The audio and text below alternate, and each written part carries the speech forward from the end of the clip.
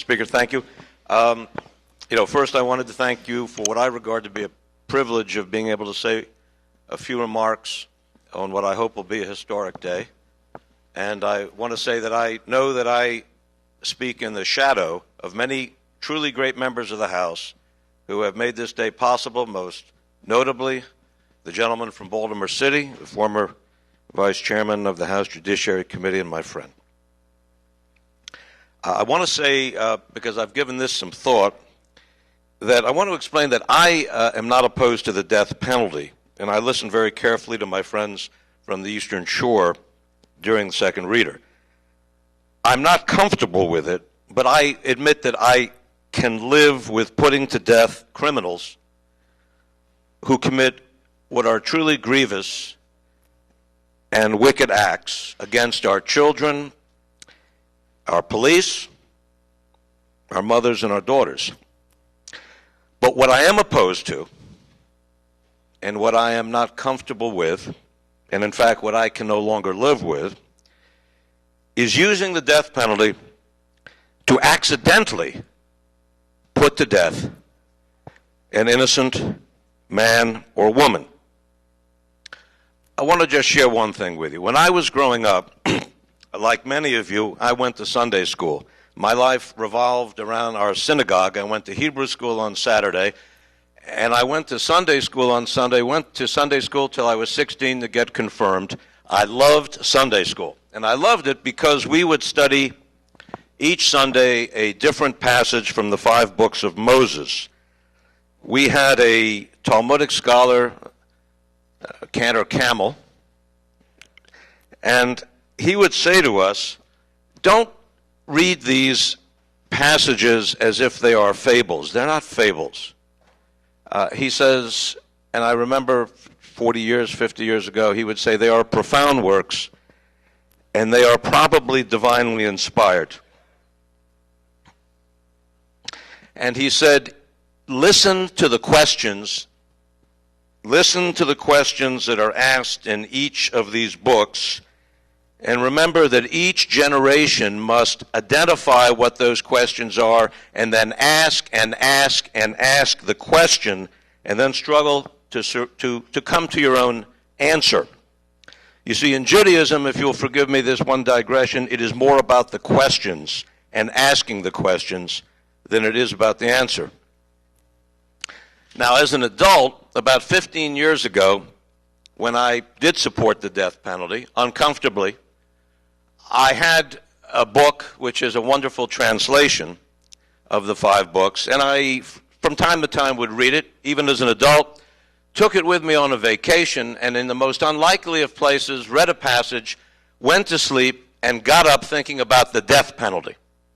And this was quite odd since I was on a vacation, and I couldn't quite understand what it was I had read that made me think about this.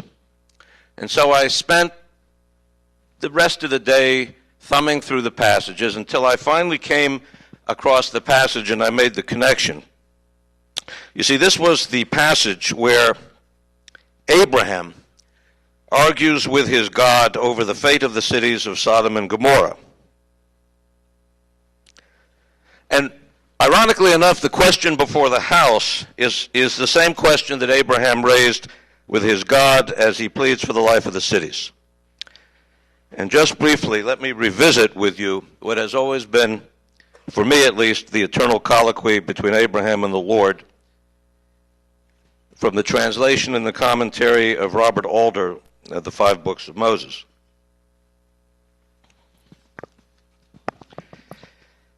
And the Lord had thought, shall I conceal from Abraham what I am about to do?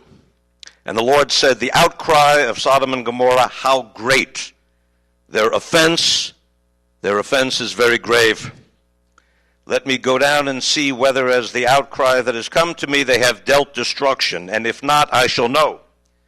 And the men turned from there and went on toward Sodom while the Lord was still standing before Abraham.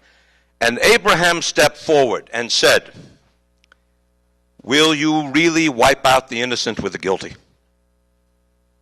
Perhaps there may be 50 innocent within the city.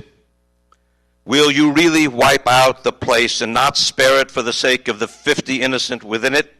Far be it from you to do such a thing as to put to death the innocent with the guilty, making innocent and guilty the same. Far be it from you. Will not the judge of all the earth do justice?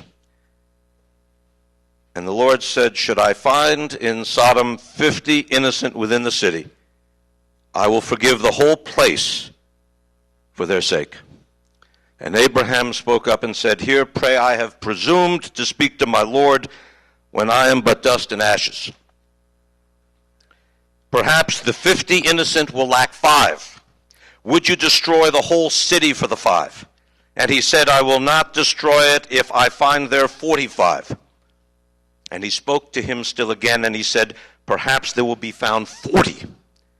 And he said, I will not do it on account of the 40. And Abraham said, please not let my Lord be incensed, and let me speak, perhaps there will be found 30.